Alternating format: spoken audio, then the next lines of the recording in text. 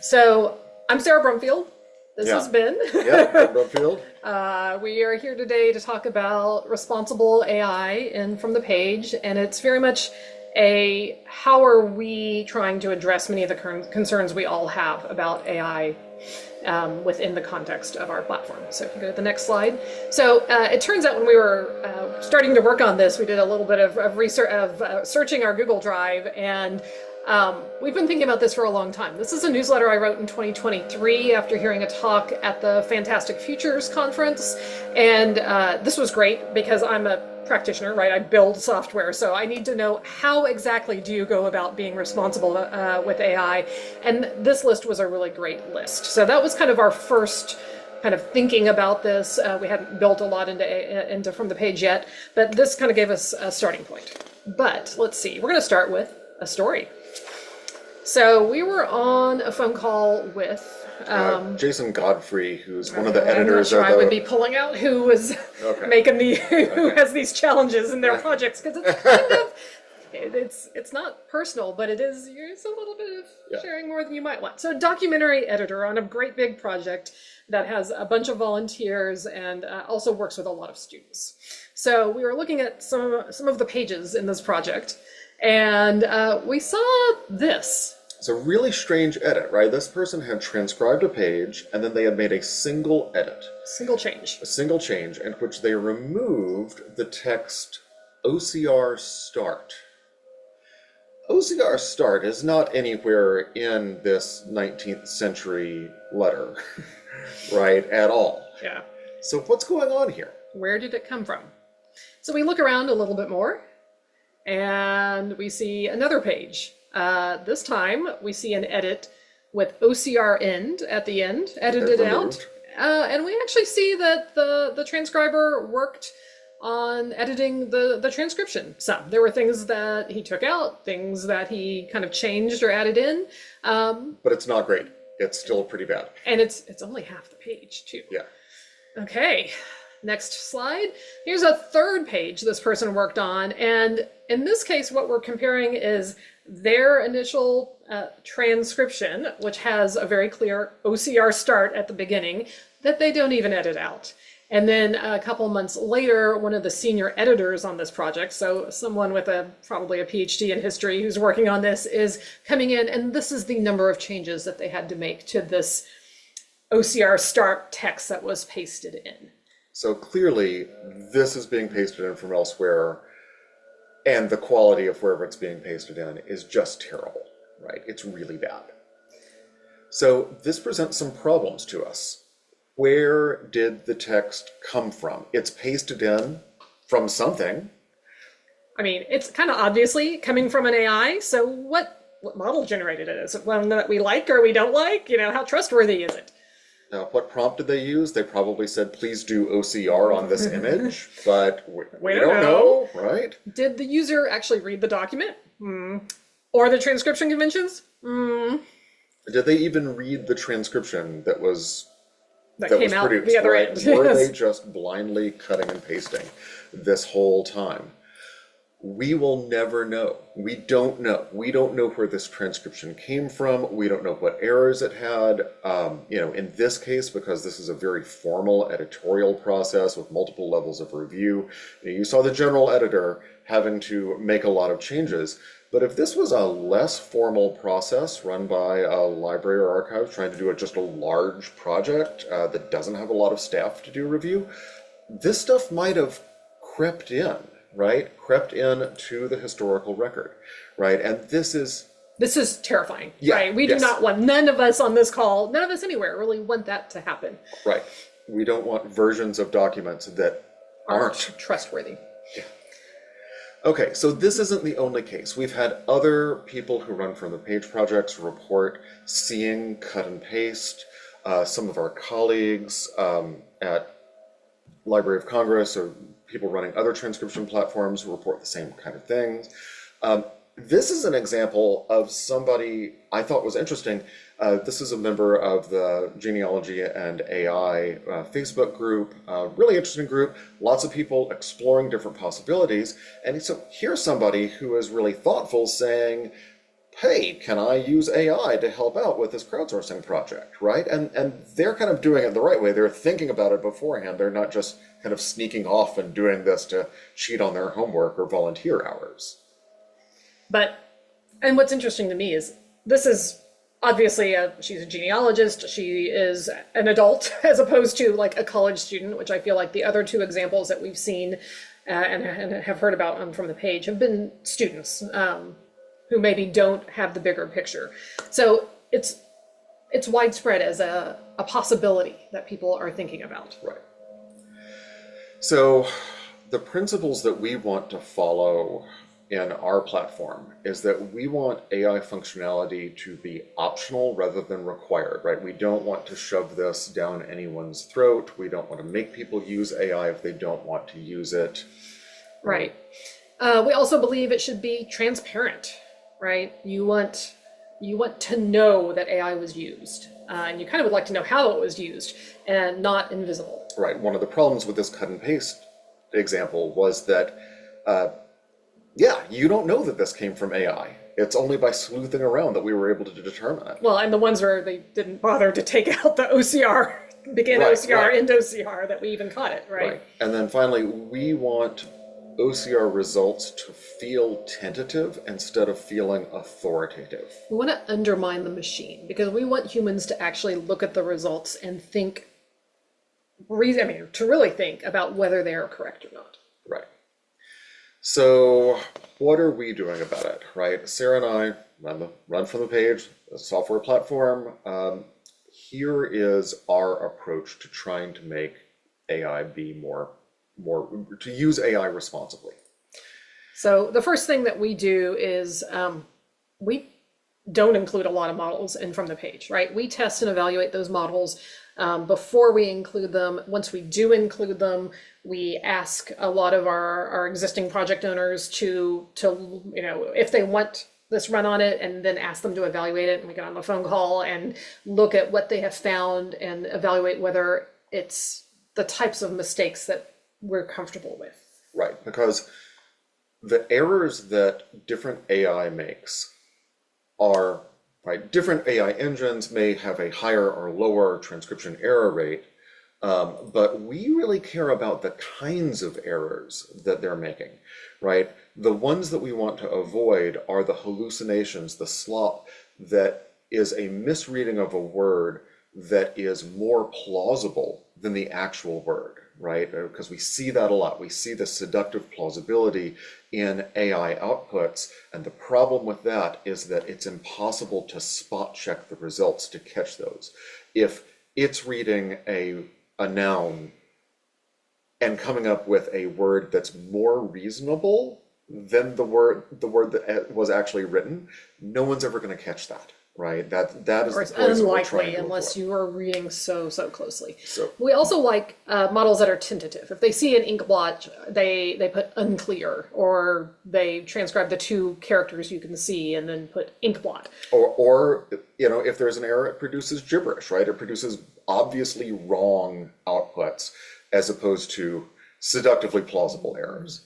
So far there are two AI engines that we have felt comfortable integrating with. Transcribers, which we presented on before, is great. It looks a lot like traditional OCR, and that means that it will have typos if it can't read something, right? Gemini 3 is the only large language model that we have trusted, right? All the other ones seem to produce these poisonous, plausible errors.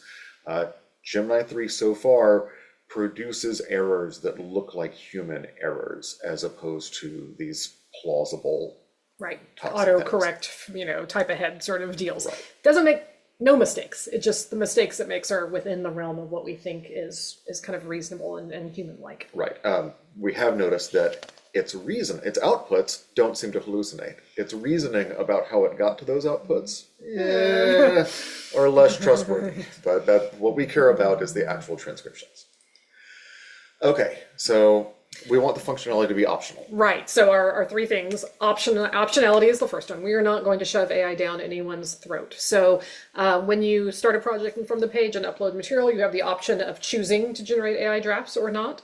And if you have an existing project that you decide later on needs AI drafts or might benefit from AI drafts, we have a user interface where you, the project owner, can go choose to create those AI drafts. So once those drafts are available to transcribers, they have the option to hit an AI draft button that will populate their transcription window with the AI draft. They also have the option to ignore that button and never push it, right? Transcription is a really immersive activity, and I really enjoy it. And we've gotten reports from users who say that and one of the reasons they do transcription is that it helps them with anxiety, for example, right? And I can kind of see that. You don't want to outsource your therapy to an AI, right? So we want this to be meaningful work, which is we want one this, of our kind of core values of FromThePage. So in addition to optionality, we think transparency is another kind of key value in how we want to use AI in FromThePage. So if someone does use an AI draft, that shows up in the activity stream of that project. So it's visible to the project owner. It's also visible to anyone else who is collaborating. Anyone who can see the project can see this, what we call a deed that says, in this case, the second line, Ben Brumfield used an AI draft for untitled page 12. Right, and they can click on that and go see exactly what happened.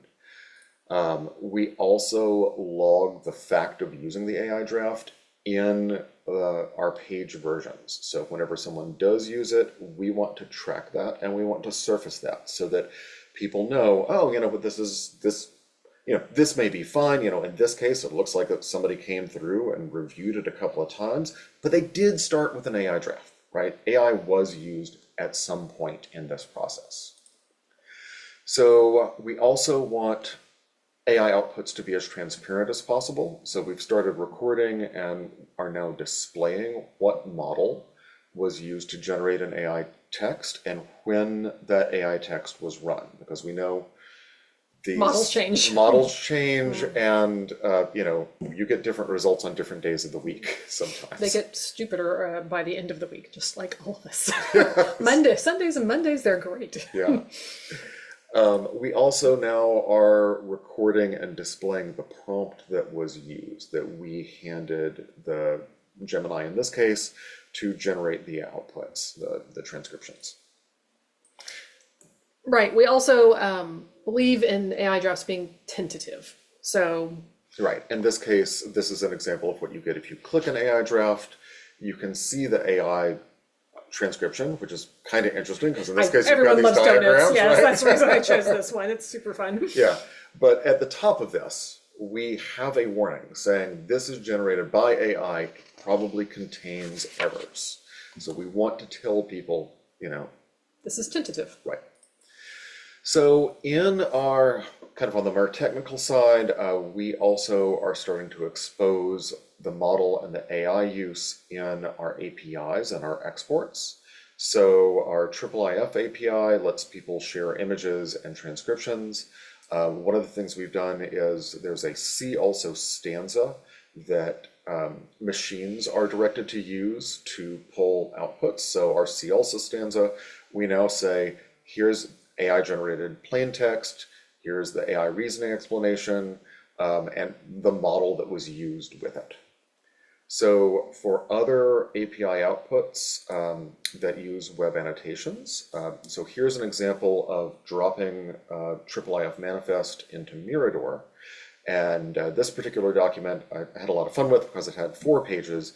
One of them I wanted to have only AI, one I wanted to have AI plus human, one I wanted only human, right? So this is an example of a page that is AI only, right? So no human has transcribed this page. We do have a transcript. We want to expose the transcript, but that exposure in Mirador is in an annotation, and what we're doing is we are adding a warning to the beginning of the transcript in bold saying, warning, this transcript is AI generated, right? And that is actually embedded within the transcript that we expose in Mirador, because unfortunately, external clients like Mirador or Universal Viewer or things like that, we don't have control over how they display things. So all we can do is shove warnings into the data stream of transcription. What we can also decide, though, is that for pages that we are exposing via API to clients like Mirador, if there's a human version and an AI version, we always privilege the human version and expose that. So here's an example where there's an AI version. If you want it for some reason, you can get it via those see also blocks, but in a UI, we're going to show you the human version. Okay, so we talked at the beginning about kind of bad use of AI. And part of where we started with this was asking, how can we help people find those? How can we know when it's happening, right? So we've introduced what we call a suspicious behaviors dashboard. And it's a place where we log things that we think might be a problem. We're not sure yet. And probably a human has to review this to decide. So we've got 3 different types of suspicious behaviors right now. One we call minimal changes to AI draft. So this is where you're using from the page generated AI draft. But the difference between the AI draft itself and the human edited version is very small. So currently we're setting it at 5% Levenstein distance, and that seems to equivalent to about 3 changes. So, I mean, part of it is Gemini is so good. How do you know if it's right? So we don't even know if this number is the right number, but if you haven't made that many changes, then perhaps we should look at that page. The second thing we're doing is we're checking for that AI warning text, right? This is at the top of every AI draft, and perhaps someone edited the page and just forgot to delete the warning, but probably if this is still there, they have not looked at the page very closely. They clicked the AI draft button, then they hit the save button, and then they moved on. Yeah. That is not what we want. We can automate that with software. We don't need volunteers to do that. So that's another one of our suspicious behaviors. And those are both with what we call authorized use of AI, right? Those are both in the context of using an AI draft that, from a project owner has decided to enable Gemini drafts when they start the project, but there's still challenges, right? The third one is the large paste suspicious behavior, which is what would have caught the example we used at the beginning. If you are copying and pasting a whole big chunk of text into a page, that's a suspicious behavior. You are not looking at it and typing it. Yeah, and so we know that sometimes, right, there are volunteers who are very dedicated. They have their own ways of doing things. Sometimes people will open up the image in a window and then they have Microsoft Word set up with their favorite macros that they're using, and they're transcribing into Microsoft Word and then cutting and pasting that into from the page and hitting save. That's obviously fine. Whereas somebody cutting and pasting into ChatGPT and then pasting the results back into from the page and hit save, that's obviously not fine, right? So these behaviors aren't necessarily wrong, but they are suspicious. They need review. Right. So what should we do when we encounter these suspicious behaviors, right? If you're running one of these projects, what do you do? So, I mean, the very first thing is you investigate it. You find out if it actually is a problem or not.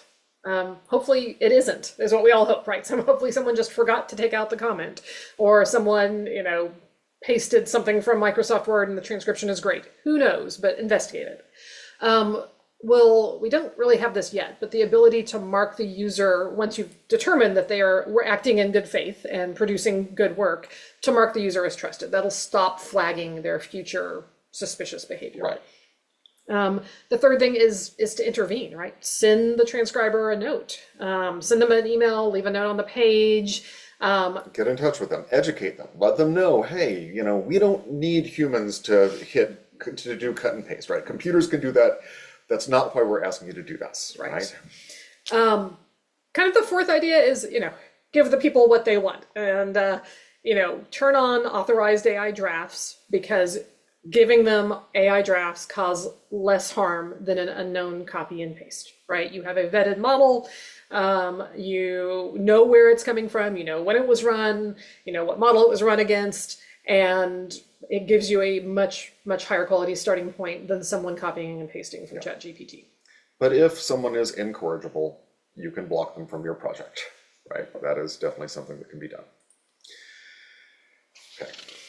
Okay, so that's kind of what we've done within From the Page to have responsible AI, but we recognize that there's responsibilities around AI that are beyond what we can build in our software. So the first one is volunteer respect. So it's important to kind of understand where your volunteers are coming from and what they're looking for. So it kind of covers engagement, education, and motivation. So next slide. Next slide. So this is an email we put in a different webinar, but Elaine is a super transcriber on From the Page. When we announced the Gemini 3 support, she kind of had an existential crisis. Oh no. She sent us this email that was absolutely gutting. What am I doing? If AI can do this, I've been doing all this work, but if AI is better than me, why am I even doing this, right? It was a horrible thing to read because it resonated with us as well. Right. This is life these days, right? If AI can do half of what we do, what is our value? Or maybe more than half. But we encouraged her to go work on some material. And a week or so later, we got this email, which is highlighted in the very end. I will be very unlikely now to continue devoting time to working on that's covered handwritten documents without an AI draft as a starting point. So she overcame her fears and worked on material with an AI draft. And she's like, oh, why would I waste my time if there's no AI draft? And I think that's an interesting perspective. And she kind of reiterates it here. An AI draft is just a draft, but it makes it much quicker and much more satisfying. So yay. Yeah. We also, when I was talking to Audra Hills, who's the archivist at the Ayn Rand Institute, her volunteers, who are kind of a different beast than a lot of our other volunteers, were like, why would we start from a blank page when there's a draft that could help us? So everything, she was even, before we introduced Gemini 3, she was creating them on her own and pasting in that to her projects or importing that text to her projects. And so she loves the Gemini 3 integration because her volunteers basically asked for it. And so when your volunteers are asking for starting points, when they're like, why waste our time? I think you have to respect that. Yeah, and in this case, they were working with a lot of typewritten documents, with which some handwritten annotations. People have been able to OCR for a while, and if you have volunteers looking at something that's perfectly good TypeScript, I'm like, well, it's not a good use of my time. So it's also kind of important to think about the role of transcription in education, and then what are people's motivations. So the challenges are transcribing is hard. Kids these days aren't taught how to read cursive, and our volunteers often have fractured attention spans. So the solutions to this are not necessarily software. Like, we love in-person transcribathons, where you're in the room with other people doing the same work. If you have authorities at the front of the room who are showing you how to do this work and they make mistakes, that makes you feel more comfortable with the mistakes that you make. It's a very collaborative project, which is fun. We also encourage pair transcribing in those types of scenarios, because working together is more fun. And if it's hard work that you are trying to struggle through, two people talking out loud can get through it a lot easier. Pairing tech-savvy students with handwriting-savvy seniors is kind of another neat idea that we've seen. But then our third solution here is, just enable AI drafts, because it makes it easier. It gives you a starting point. It means you feel accomplished faster. You get some idea of what a document is about, especially for legal texts or, military records or scientific notebooks or things that people haven't encountered before. Financial records. Yeah. Those, it turns out, are really, really hard, and the AI drafts are being a major game changer in that world. And we do have some ideas for what we think of as kind of paste revelation of an AI draft, like picture the first line, and then to get the second line, you have to hit an arrow key. And so to really encourage people to do a close reading line by line. By introducing some friction into the process. The process. We don't have that built in yet, but like we can envision that as a desirable thing. Addressing the natural environment and the impact of AI on energy usage and water. This is a really big topic, and I don't know a ton about it. I've been trying to learn so that I can have these conversations like this. But things that we do know, obviously the fewer queries, probably the better. If you're going to, don't run 4 different LLMs against a document if you're only going to use one. Maybe use 5 pages to evaluate those 4 LLMs and then run the best one. Smaller models seem to use a lot less energy, but we haven't seen any that have been really great at handwriting yet. We have not seen good results from those yet. Yeah. I think we sort of have this assumption that if libraries and cultural institutions roll their own model, that might be better for the environment. I don't know. I do not know if that's true. And I do know that, late stage capitalism pushes really hard to reduce costs. So the big corporations that are building these large language models are also very focused on making them cost less to run, which in turn means that they use less energy. John Ippolito he's actually on the call, but he's a library professor at the University of Maine. And he sent me, after my last newsletter, where I tried to address a little bit of this tool that he's built. And he's got a spreadsheet that kind of gives all of his sources that will let you compare different types of digital tasks. So I thought this one was interesting because it was a paragraph of AI text, which is not the same as sending an image and getting a paragraph back. But John, you don't have that as an option yet. Compared to scrolling on TikTok for 30 minutes, right? And what are the various energy uses between those? And you can do a lot of different types of comparisons like this. So I think this is a great teaching tool to help people start understanding what uses more energy. So I'm going to leave you with that as a resource. Data protection, right? We all are concerned that our data is being used to train these large language models. And I have kind of 2 comments on this. One is, once you start using the paid versions of things like Gemini, and this is a screenshot from the Gemini kind of service information, they very clearly state that the content is not used to improve our products. The content that we send in from the page to get transcriptions back are not used for training. And that's also in the contract, isn't it? Mm-hmm. Yeah. So, however, and this is kind of unpopular, or people don't quite realize this, but if you're a library and your material is publicly available, then it's going to be scraped and used to train AI models. We as cultural heritage institutions and organizations don't have the resources to be doing anything but playing defense here. We probably spent 10% of our effort last year doing nothing but fighting AI bots. It's terrible. It's so disheartening because you don't have anything to show for it. You're just fighting off these bots that are trying to get at your data. And so, it's going to, Our concern is not libraries, archives, and museums using the bots for their own purposes, those being trained. But, that's like 1% of the problem here. Yeah. So, and then I also think, next slide, that we have a financial responsibility. You need to use your resources responsibly, and that includes fiscally, right? So just think about how much different options cost and compare them, because I do think we have a responsibility to make cultural heritage material more accessible and findable. And I think AI has a place in that, or we wouldn't be building this. But I think it's worth comparing and thinking about that. And I didn't intend to segue straight to this, but we do sell our product, and this is how we make our living. So Gemini 3 is in from the page. You can do 200 pages for free. And then we have a small organization and a large organization plan that you can just run Gemini 3 drafts. So let's go to questions. And I see that there's about 12 comments that I have not seen. Hopefully they're all about the weather. All about the weather, that's no, right. More than that. Okay, so let me first address the question, is the talk going to be put on YouTube?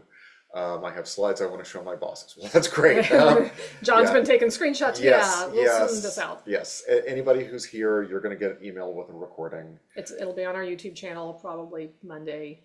Yes, yeah. And if you want specific slides or things like that, send us an email and we can pass you the original. If you don't want to do screenshots, it's fine. All right, but going up,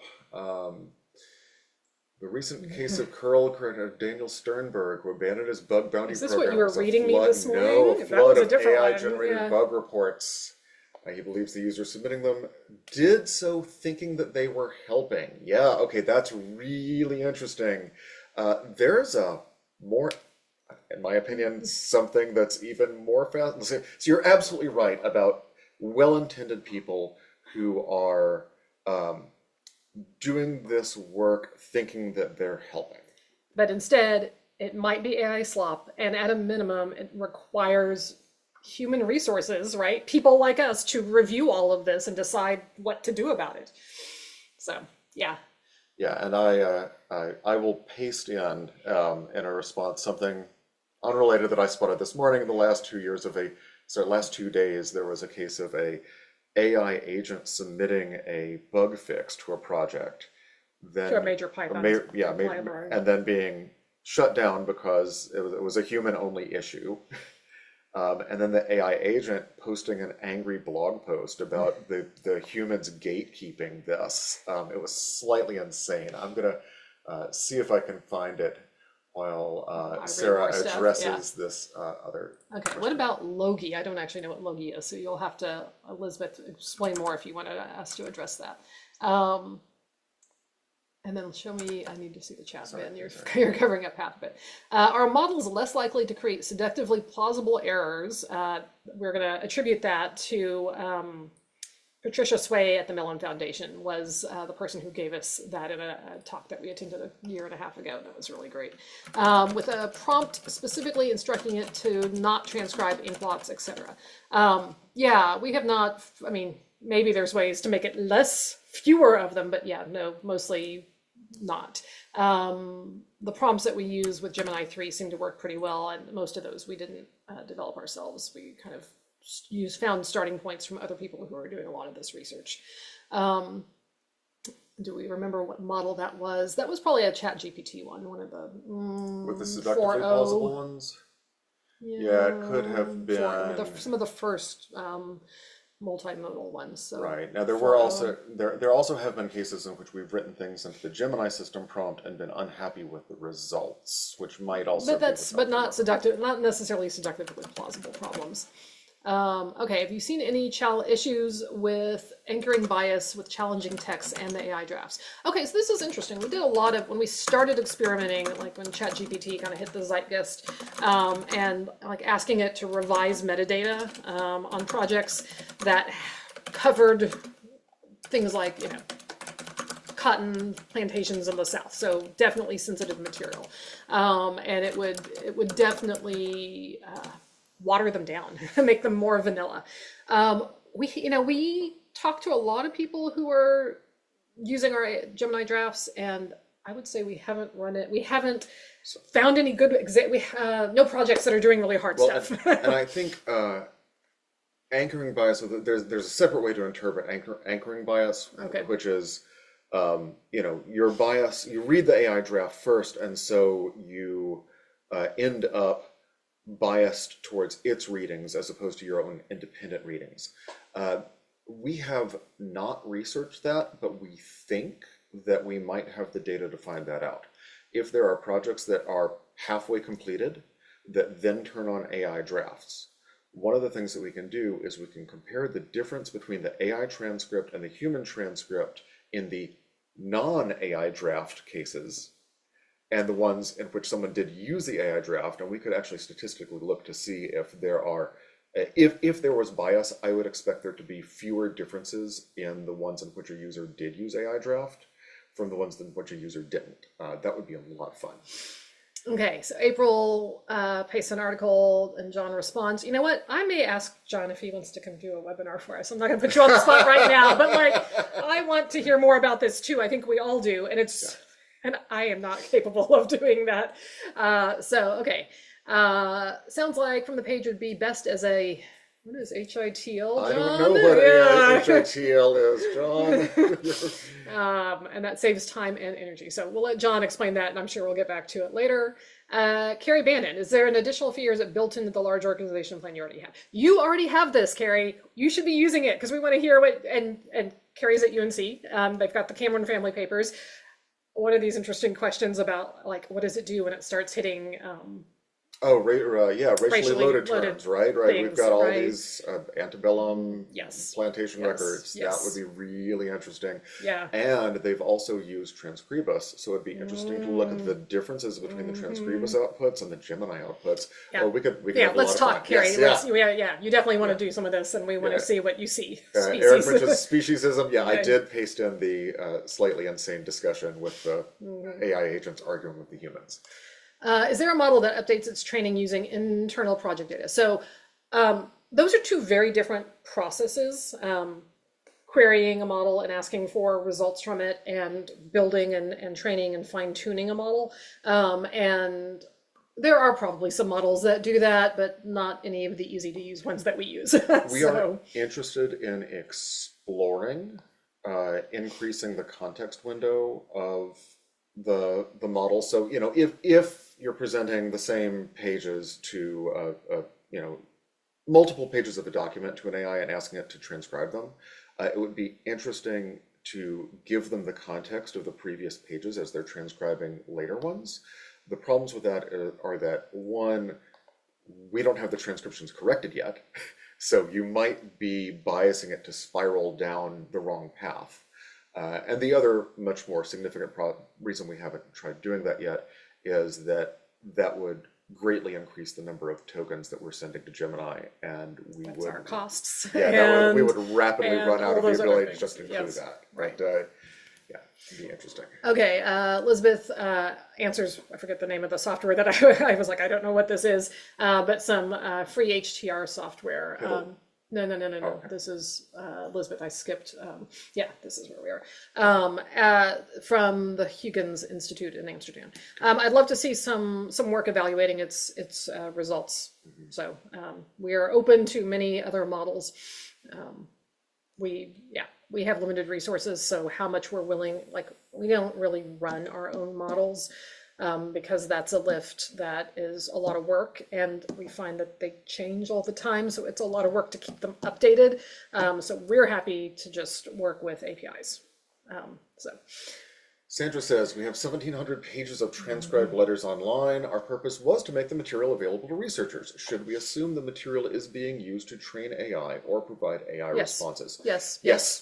And it's too late. Sorry. Yeah, any human text that is visibly online has been crawled and scraped probably hundreds of times by... the thing is, sometimes by, big American corporations who are building these LLMs. But most of them, the worst behaved bots that are scraping all this stuff. And taking us down fundamentally, right? The things that cause system outages in From the Page were... And every other cultural heritage site, not just us. These were all coming out of China. Singapore. Right? And that scares me even more. I don't know, get into geopolitics, but Okay, right. Is it being used to provide AI responses? So this is something really interesting that I recommend trying out, which is taking something like ChatGPT or another large language model that can search the web and saying, using this website, and point it to the website that has your letters. Give me, and one of the things I did is I said, give me a list of all the properties this person owned. Give me a list of all the people, right, that were on those properties. And I am really impressed with the results of being able to use a large language model's search features to query and interpret a lot of documents. I would be more impressed to hear from people who knew those documents, somebody like Sandra, who knew those things by heart and would be able to critically evaluate the responses. So that's... Okay, Sandra's going to do that and get back to us. Do that. Awesome. All right, we do a call and do it together or something. That would be a lot of fun. All right, we've got more examples of humans and AIs fighting. HITL, human in the loop. Okay, yes, Yeah. we are a human in the loop platform, right? Yeah, That's how we think of fundamentally. ourselves ish, like we're a crowdsourcing platform, but we're starting to think more human in the loop piece. I do wish it were AI in the loop. And you know, and actually that's for our platform, humans are the default, and you have to click that button to get the AI pulled in. So I will argue, Eric, that we are a AI in the loop platform too. So anyhow, so Colonel Moulton suggests we stop thinking of human in the loop in favor of humans in the loop. We use AI to connect humans. Interesting idea for supporting our crowdsourcing community. I would love to think more about what does that mean, and like, can I have is there a paper or something or a blog post newsletter I can go read? I'd love to think more about that because this is the thing we worry about is this AI transcription is getting really good. And so what is the role of volunteers, right? And we believe that part of From the Page's role is to provide meaningful work to volunteers. And if AI can do 80% of what they're doing, 90% of what they're doing, we are trying to reimagine what is that meaningful work. So, you know, for me, that's about people's names and place names, things that need more context. If you're, you know, transcribing Indianapolis public school records, there's a good chance that the last names that show up are ones that you've known your whole life because they're your friends and your family. The place names are the streets and the school names that you've known because you're part of that community. And that's something that maybe the large language models are going to get wrong because they have so much broader context. But I don't know. Yeah. Yeah, and then we have more discussion about the insane story of the AI arguing with the humans, the human maintainers. Yeah, any other questions or comments? I have like 3 more webinars we're going to get out of the conversations we've had here. Yes, so that's right. It's kind of awesome. Chicagoans in the loop. Oh, that's funny. Yes. But we are talking with people who are working with Chicago building permits, and that might be a fun title. Great title, yes. Okay, archives are getting numerous hallucination requests specifically related to historic property ownership. They even cite their websites. That is so true. This is something we've heard before, where people, and librarians, we've heard getting reference requests, special collections librarians saying, hey, I'm researching this person. ChatGPT told me that you have the papers of so-and-so and they're mentioned within them, and that's not part of their collections at all. Yeah. Is there a danger of AI corrupting history records? Absolutely. Absolutely. That is, I think we've done separate webinars and newsletters on this. It's only if you let it into your records. The question is, who holds the records? Who controls access to the records? Not even who controls it, but who kind of authorizes. It's the authority. Who imbues those records with their authority? Who stands behind them? Right? Yeah. Yes. Which is why I don't know. You got to review all this stuff, right? Which is hard. Yeah. So.